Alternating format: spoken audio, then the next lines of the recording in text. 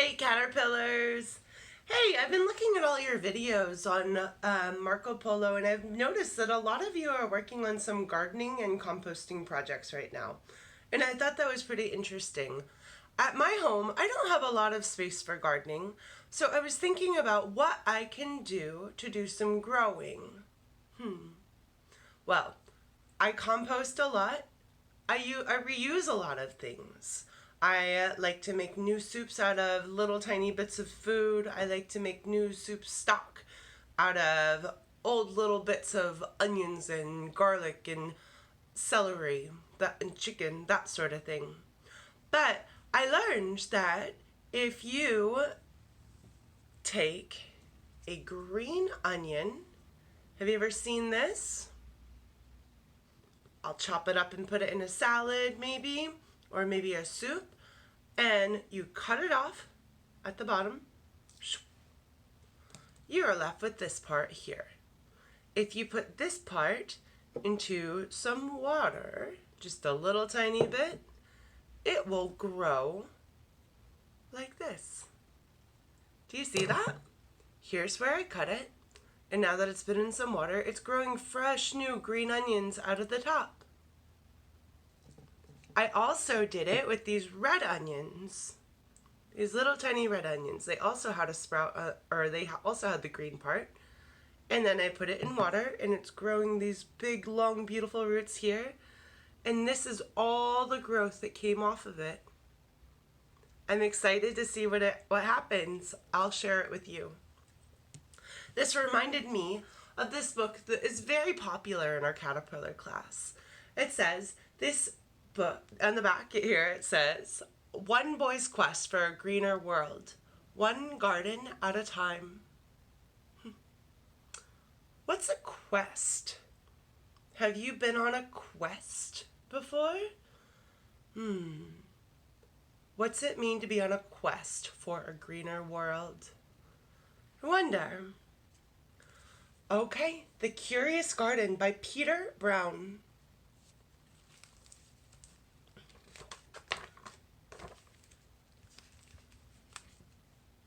The Curious Garden. Look at all this plant life growing on, what are these here? Bricks. There once was a city without gardens or trees or greenery of any kind. Most people spent their time indoors. As you can imagine, it's a very dreary place. When you hear the word dreary, what does that make you think of? It makes me a little bit sad. It feels dark. However, there was one boy who loved being outside.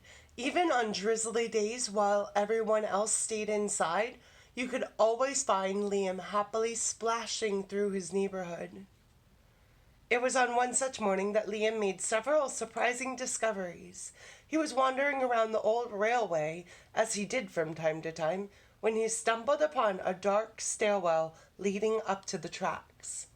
The railway had stopped working ages ago, and since Liam had always wanted to explore the tracks, there was only one thing for a curious boy to do. Do you see where the tracks are?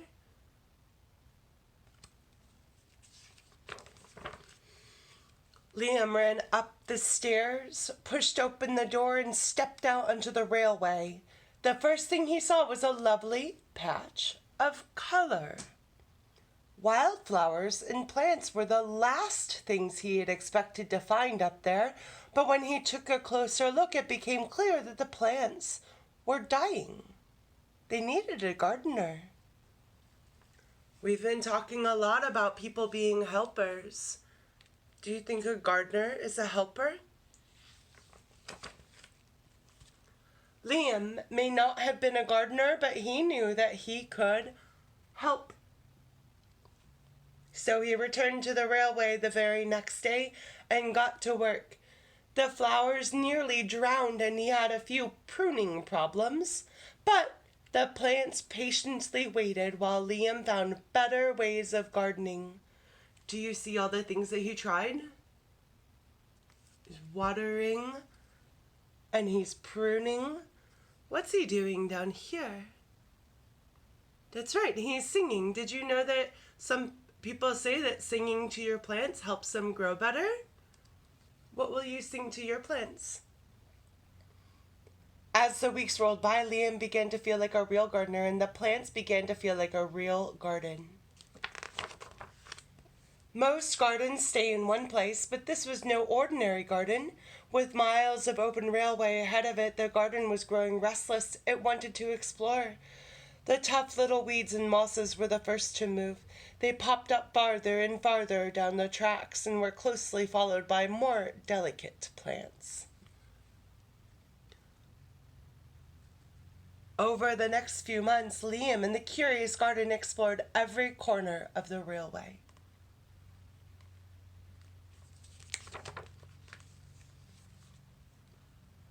What a beautiful picture of that garden moving.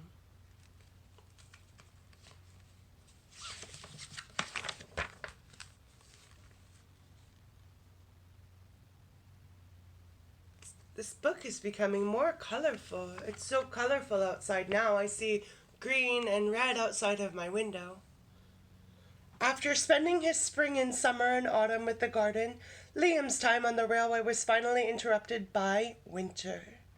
Heavy blankets of snow fell on the city that season, and for the first time since he'd become a gardener, Liam could not visit the plants. Rather than waste his winter worrying about the garden, Liam spent it preparing for spring. Friends, it's spring right now.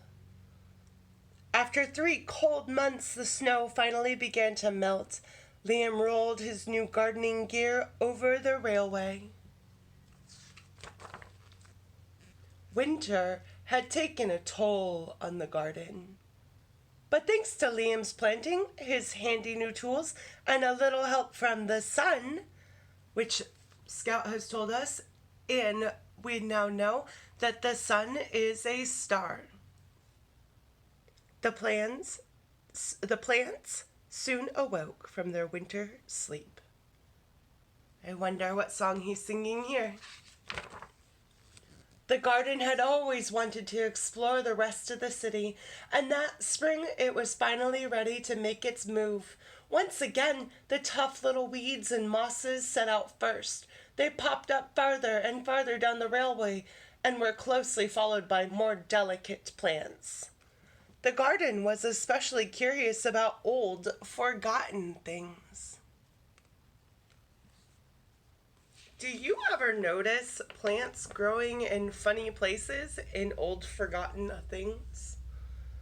A few plants popped up where they didn't belong. What is under that plant? A few plants popped up where they didn't belong, and others mysteriously popped up all at once.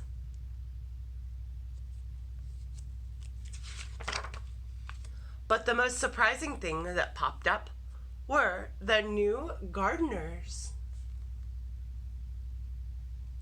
Are you a new gardener?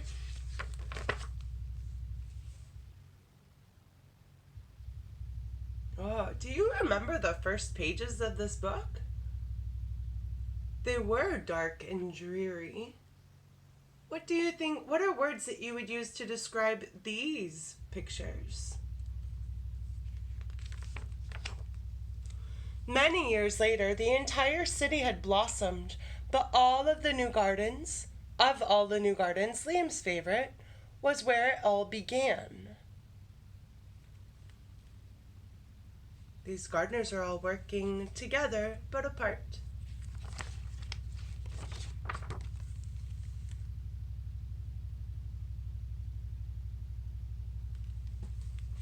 Friends, that's the end of that story. Thank you so much for listening. I hope that it's inspiring to you in this sunny weather to think about the gardens and the new gardeners and what can you grow. I don't have very much space, but I'm finding a little bit to grow.